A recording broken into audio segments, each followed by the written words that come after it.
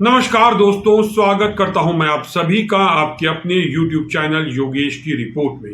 दोस्तों, क्या आप जानते हैं कि भारतीय राजनीति में एक ऐसा ऐतिहासिक पल आने वाला है जो शायद हमने पहले कभी नहीं देखा था। जी हां, जिस खबर से पूरा देश हैरान है, वो खबर मैं आपको बताने जा रहा हूं।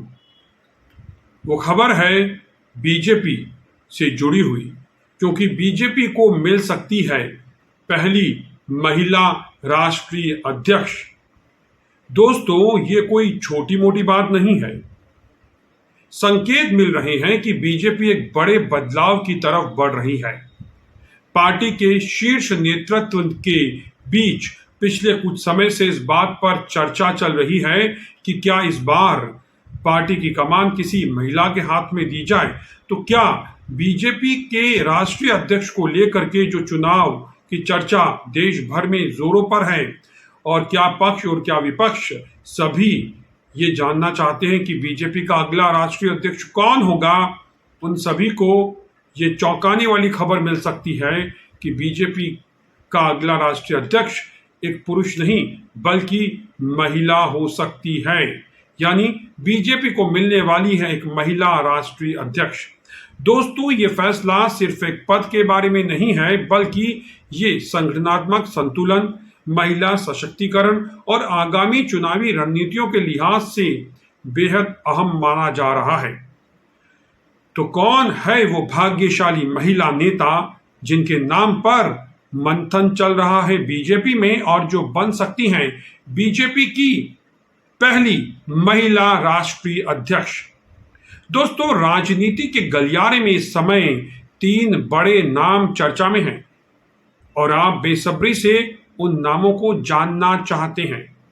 तो चलिए, इस वीडियो में हम बताएंगे आपको वो 3 बड़े नाम, बीजेपी की महिला नेत्रियों के वो 3 बड़े नाम कौन कौन से हैं, जिनमें से कोई एक बीजेपी की पहली महिला राष्ट्रीय अध्यक्ष बन सकती है।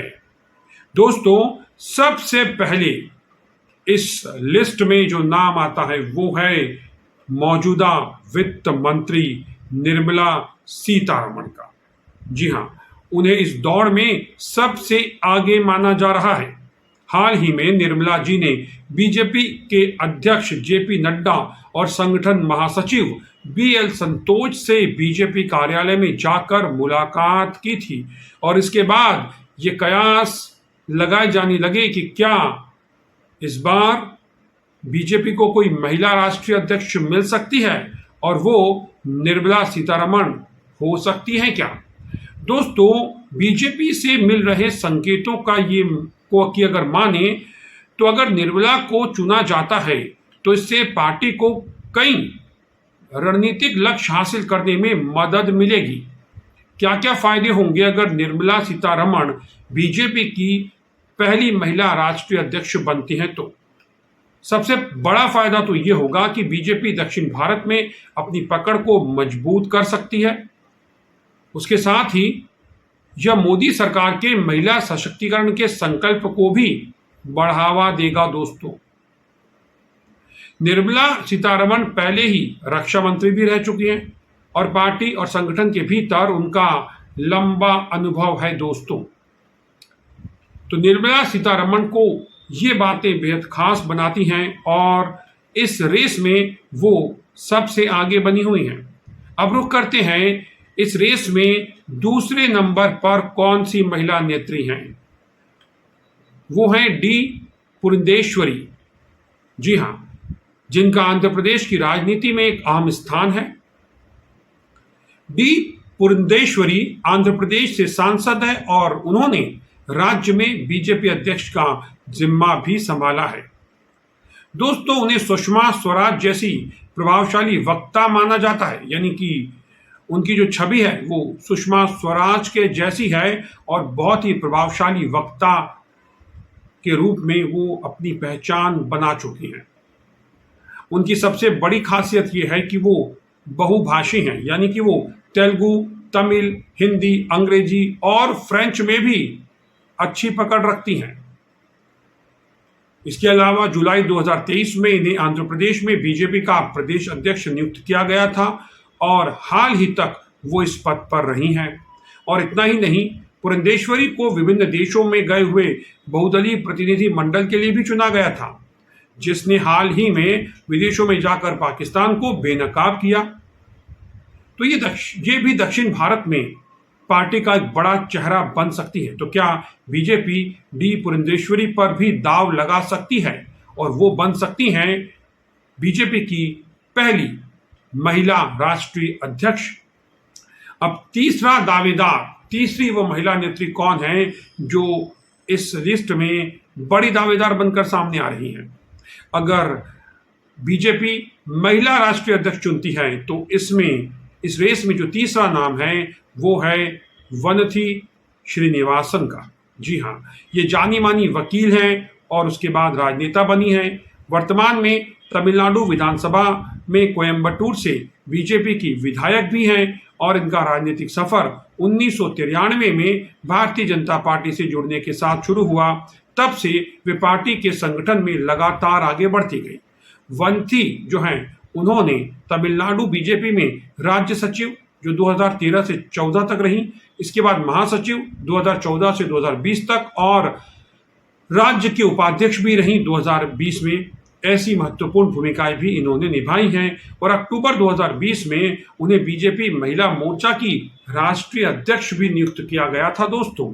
और ये जिम्मेदारी उन्होंने उस समय संभाली जब पार्टी महिलाओं के बीच अपना आधार मजबूत करने पर जोर दे रही थी। 2022 में उन्हें बीजेपी की केंद्रीय चुनाव समिति का सदस्य बनाया गया और इस प्रतिष्ठित समिति में जगह पाने वाली वह पहली तमिल महिला बनी। तो वंथी श्रीनिवासन कानूनी विशेषज्ञ होने के साथ ही जमीनी राजनीति में भी सक्रिय हैं, दक्ष नेता हैं और उन्होंने महिला सशक्तिकरण, संगठनात्मक मजबूती और विधानमंडल में सक्रिय भूमिका के जरिए न केवल राज्य में बल्कि राष्ट्रीय स्तर पर भी उन्होंने अपनी पहचान बनाई है दोस्तों। लेकिन सबसे बड़ा सवाल यह है कि क्या आरएसएस यानी कि राष्ट्रीय स्वयंसेवक संघ भी महिला नेतृत्व के लिए इस समय तैयार है? दोस्तों, आरएसएस ने इस विचार पर फिलहाल सकारात्मक रुख अपनाया है। आरएसएस का मानना है कि महिला नेतृत्व जो है वो प्रतीकात्मक और रणनीतिक दोनों दृष्टिकोण से बड़ा असरकारी हो सकता है। और हाल के वर्षों में बीजेपी को महिला मतदाताओं से बहुत बड़ा समर्थन भी मिला है, खासकर महाराष्ट्र, हरियाणा, दिल्ली और मध्य प्रदेश के विधानसभा चुनावों में। तो ये कदम पार्टी की महिला केंद्रित योजनाओं और जो वोट बैंक है, लाभार्थी वोट बैंक है, उसकी रणनीति को और मजबूत कर सकता है। तो क्या बीजेपी इस बार कोई महिला राष्ट्रीय अध्यक्ष बनाकर, जो कि पहली बार बीजेपी में ऐसा होगा, पूरे देश को चौंका सकती है और विरोधियों को भी हैरान कर सकती है? क्योंकि अगर बीजेपी इस रणनीति पर चलती है और किसी महिला को राष्ट्रीय अध्यक्ष बनाती है तो निश्चित तौर पर इसका असर आने वाले चुनावों में भी देखने में आएगा और जो महिलाओं का समर्थन है वो बीजेपी को और ज्यादा बढ़ सकता है। एक और फायदा जो बीजेपी को है, ये तीनों नाम दक्षिण भारत से आते हैं दोस्तों, जो इस वक्त महिला राष्ट्रीय अध्यक्ष की रेस में है। तो ये जो तीनों नाम जो दक्षिण भारत से आते हैं, तो क्या बीजेपी दक्षिण के द्वार खोल देना चाहती है और बीजेपी ये चाहती है कि दक्षिण में उसे जनाधार मिले और महिला राष्ट्रीय अध्यक्ष बनाकर वो दक्षिण की महिलाओं को आकर्षित करना चाहती है। तो दोस्तों, ये वो बड़ी खबर है जो आने वाले समय में भारतीय राजनीति की दिशा बदल सकती है। क्या बीजेपी सच में अपनी पहली महिला राष्ट्रीय अध्यक्ष का ऐलान करेगी और कौन होगी वो? निर्मला सीतारमण, डी पुरंदेश्वरी या फिर वनथी श्रीनिवासन? देखना दिलचस्प होने वाला है। या फिर इस रेस में कोई अचानक कोई नया नाम सामने आएगा जो बाजी मार ले जाएगा? तो दोस्तों, आपकी क्या राय है हमें कमेंट्स में जरूर बताएं और इस वीडियो को लाइक करें, शेयर करें और हमारे चैनल को सब्सक्राइब करना ना भूलें। ऐसी ही महत्वपूर्ण और दिलचस्प खबरें आप तक पहुंचाते रहें। तब तक के लिए आप देखते रहिए योगेश की रिपोर्ट। फिलहाल मुझे दीजिए इजाजत। नमस्कार।